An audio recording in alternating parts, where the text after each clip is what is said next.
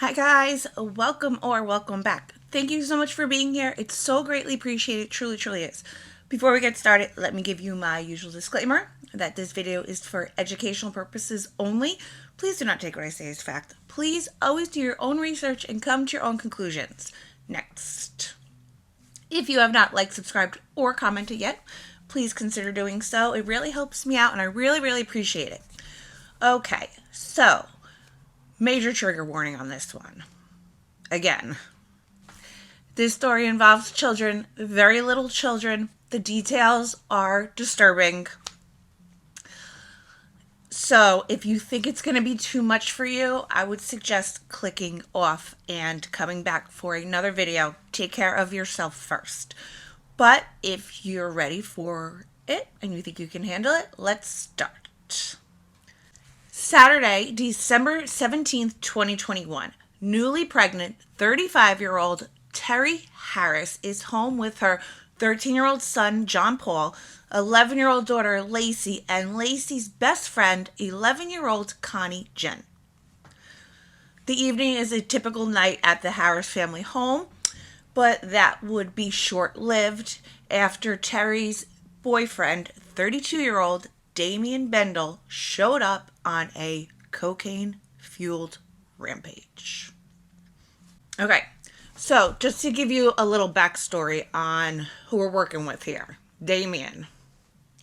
He used to enjoy torturing kittens, and he aspired to be a bad boy. He also bragged about putting down a dog using a brick. He was on a suspended sentence at the time for arson, and he was electronically tagged. It's also said that he was very excited about becoming a father for the first time, so this seemed out of the blue to his family. After a period of 2 days, Bendel murdered Terry, John, Lacey, and Lacey's best friend Connie by smashing them in the head with a claw hammer. There's just no other way to say it. There's no way to say it.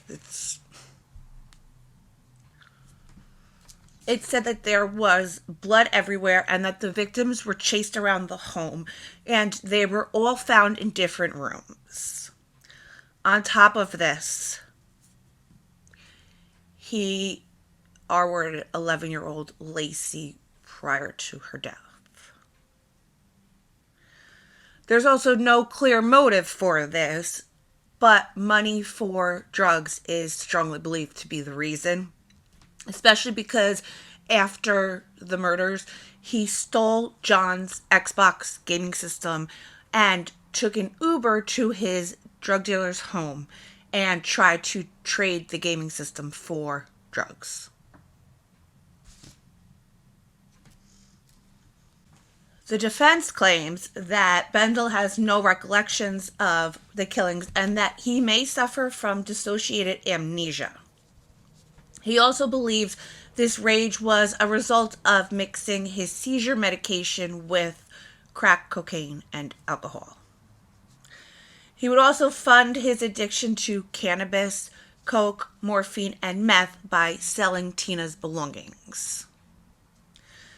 The day of the murders, the two girls spent it selling sweets to the neighbors, and they plans to donate the money to cancer research.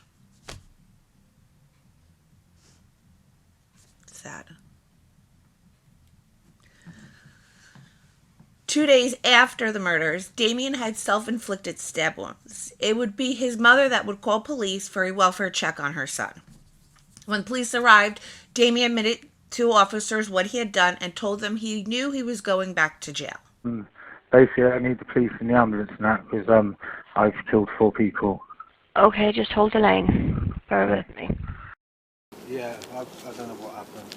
Alright, come to me. Right. Mate, have you got anything on you that you shouldn't have? No, there's no weapons or nothing. Right. Do you just want to undo your coat?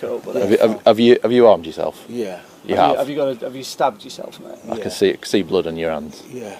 Anywhere else? Just my chest, 4 inches in with a bread knife. Can we have a look? Yeah, and one on the stomach.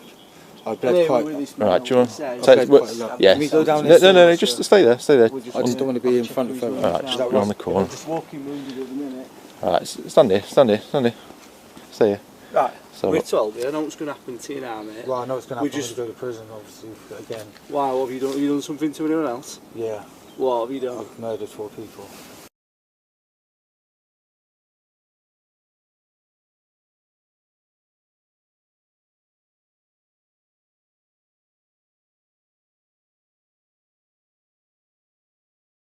He's been calm and compliant, but he's got some stab wounds to his chest. They're not oozing blood, but he's saying that his family are inside and that he believes he has murdered them. do you want to go? Are you alright for me to go in?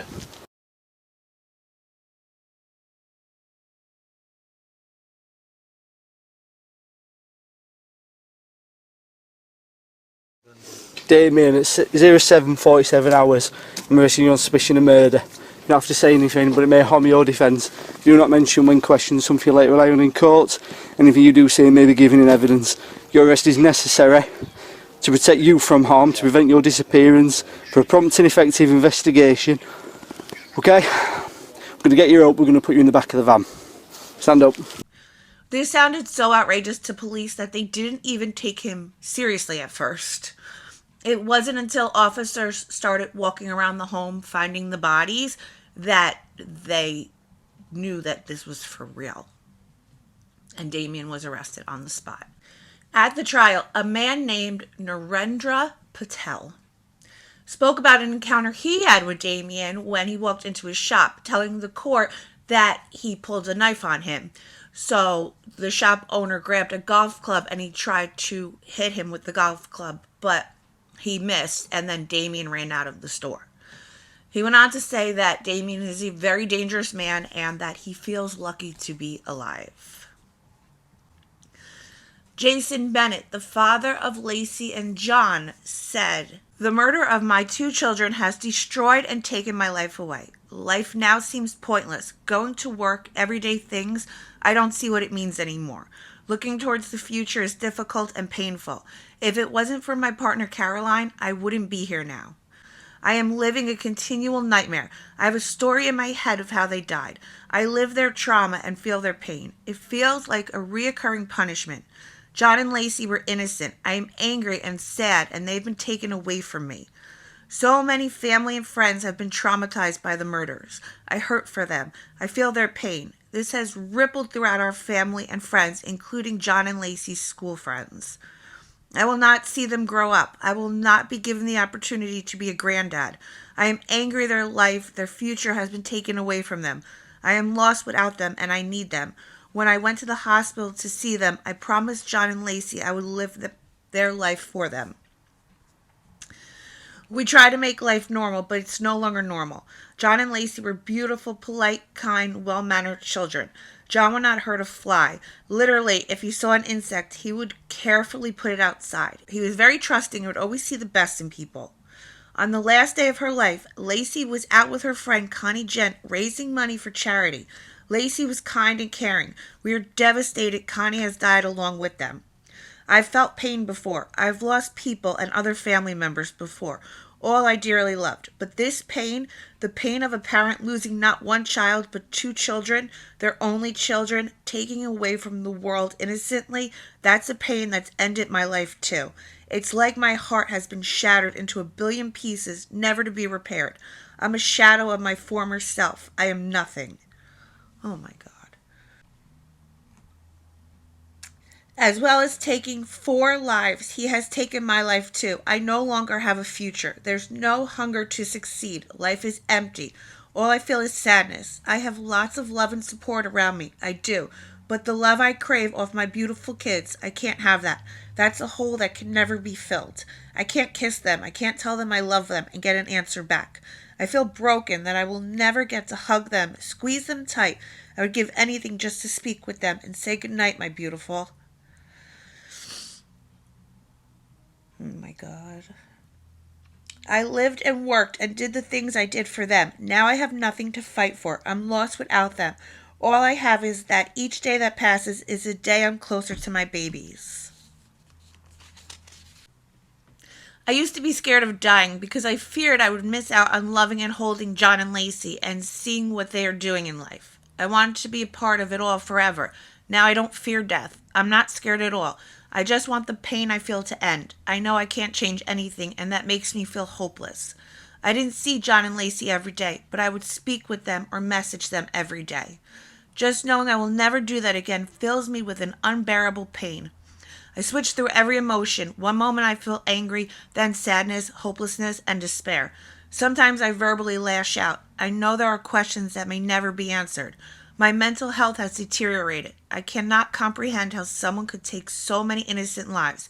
It makes no sense. That's awful. It's awful.